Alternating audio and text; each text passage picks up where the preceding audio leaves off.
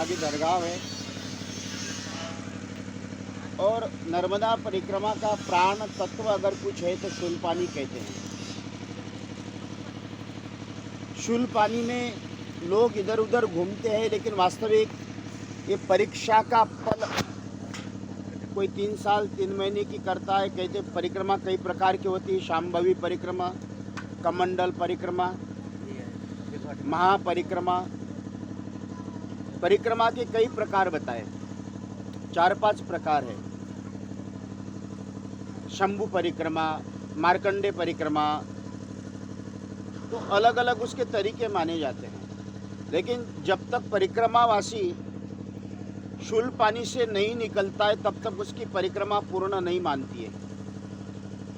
अभाव है, कई प्रकार के कमियां हैं, लेकिन फिर भी कमियों को देखकर अगर परमार्थ छोड़ दे तो वो परमार्थ पूरा नहीं माना जाता है। ईश्वर को प्राप्त करने के लिए जब तक सुवर्ण अग्नि में नहीं तपता है तब तक शुद्ध नहीं होता है।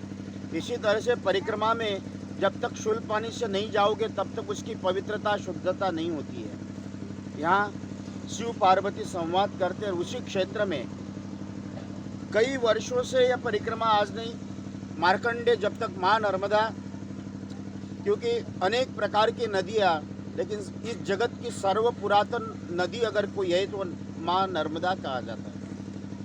माँ नर्मदा, हो सकता है कि कोई गंगा भगवान के विष्णु के चरणों से निकली, कोई आंखों से निकली, लेकिन ये माँ नर्मदा शिव के तीसरे नेत्र से निकली है। भोलेनाथ की परिक्रमा पूर्ण नहीं की जा सकती है। भोलेनाथ ने सभी को वरदान दिया कि मेरी बेटी की जो भी परिक्रमा करेगा उसकी मनोवांछित फल प्राप्त कराएगा। और श्रोताओं, आप ये मत समझना, नर्मदा पुराण में हमने पढ़ा है, नर्मदा मैया के एक एक योजन तक जो पेड़ पत्थर जितने भी है वो कोई ना कोई युगों युगों से साधु संत महात्मा ईश्वर को प्राप्ति के उत्कंठा से यहाँ साधना करते हैं। नदियों में जो कीट पतंग मछलियाँ, ये भी ऋषि मुनि अपने आप को माँ के शरण में रहते हुए उनका आशीर्वाद प्राप्त करने के लिए आते हैं। और उसी का एक क्षेत्र एक शूलपानी क्षोर है। हम जब निकले, माँ ने तो बड़े चमत्कार दिखाए उस समय। इसी जगह पे खाने पीने रहने की व्यवस्था नहीं थी, लेकिन एक व्यक्ति ने हमारे लिए 25,000 लीटर पानी का टैंकर किसने भेजा हमको ही नहीं पता था। ये माँ का चमत्कार है। यहाँ चमत्कार के लिए नहीं, ये माँ के प्राप्ति के लिए और आत्म तत्व की अनुभूति के लिए ये परिक्रमा है।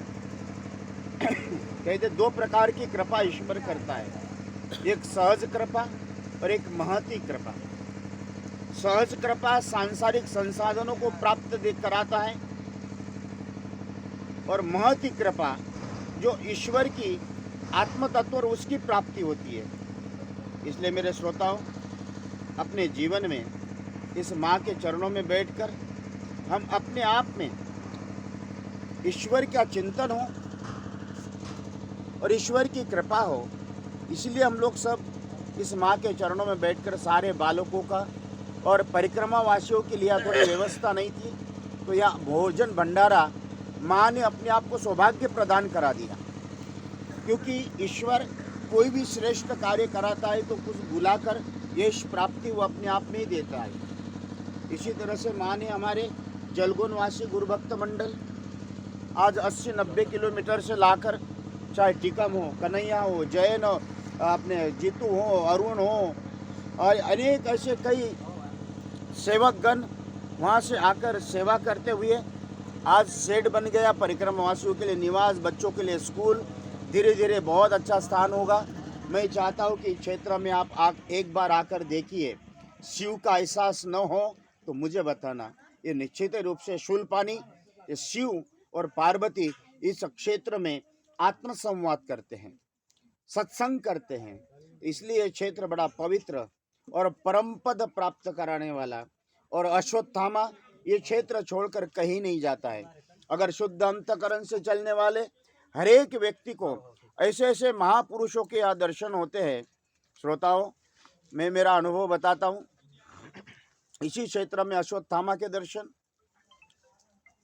मैं जब माँ नर्मदा के तट पे जा रहा था तो एक पीछे से किसी ने मुझे हाथ रख कर कहता, अरे बेटा, नर्मदा के तट पे चप्पल पहन के मत जाया करो। यहीं नर्मदा के तट पे हम लोग पहले जब परिक्रमा करी 90-92 में, तब हमने देखा दिन भर हमको कुछ खाने के लिए नहीं मिला। रात्रि में 1 बजे एक कन्या 15 पूड़ी और आलू की सब्जी मुझे देकर गई, कहाँ चली गई मुझे ही नहीं पता। रात में 1 बजे छोटी सी कन्या। इसलिए इस नमा नर्मदा के तट पे अहंकार रहित, काम क्रोध मद मत्स्य दंभ रहित, अन्यत्र व्यर्थ चर्चा रहित, बस एक ही भाव रखे, कायिक वाचिक मानसिक अपने आराध्य की उपासना करते हुए हर पग पग में अपने माँ का चिंतन हो, और माँ के दोनों तट पे बैठे हुए वृक्ष सभी उस ईश्वर महापुरुषों का स्वरूप मानकर माँ के चरणों में, और माँ ने हमको बड़ी सौभाग्य दिया कि हम नर्मदा परिक्रमावासी हैं, नर्मदा के तट पे हैं। इसलिए श्रोताओं, हम सभी माँ के चरणों में बैठकर अपने मन के कुविचार, क्योंकि ईश्वर कहते हैं त्रिविधम नरकस्य द्वारम, काम क्रोध लोभ, और भगवान रामायण में भी बाबा तुलसीदास ने कहा, निर्मल मन जन जन मन सोई मोय पावा, मोय छल छद्र कपट न भावा। भगवान ने षड रिपु छोड़कर मेरा भजन करो तो मेरी प्राप्ति होगी। यही बस मनुष्य सब कुछ छोड़ने के लिए तैयार होता है, लेकिन षड रिपु नहीं छोड़ता है। ईश्वर ने एक ही कहा कि कोई साधन जप तप साधन कछु नहीं लागत, न जानामि योगम जपम नैव पूजा। भगवान को कुछ छोड़ने की जरूरत नहीं है। भगवान ने जो कहा वो छोड़ दो। काम क्रोध लोभ मद मत्स्य दंभ अहंकार, इसका त्याग ही अद्वेष्टा सर्वभूतानां मैत्र करुणैव च निर्मोहो निरंकार समदुःख सुख क्षमी। इसलिए परमात्मा की प्राप्ति के लिए ईश्वर ने जो बताए वो मार्ग का अपना कर हम यही सेवा का सौभाग्य माँ ने हमको दिया। माँ का बहुत बहुत साधुवाद देते हैं, क्योंकि माँ ने गंदगी बनकर बहने के बजाय गंगा बनकर बहने का सौभाग्य हमको दिया है। ईश्वर ऐसी कृपा हमारे ऊपर करे, तन मन धन के द्वारा परमार्थ होता रहे। यही माँ के चरणों में निवेदन करते हुए सबको बहुत बहुत साधुवाद, बहुत बहुत धन्यवाद। सियावर रामचंद्र भगवान जय। नर्मदे हार, मात गंगे हार, जटाधारी शंकरे हार, नमः पार्वते तदेव हर हर हर महादेव।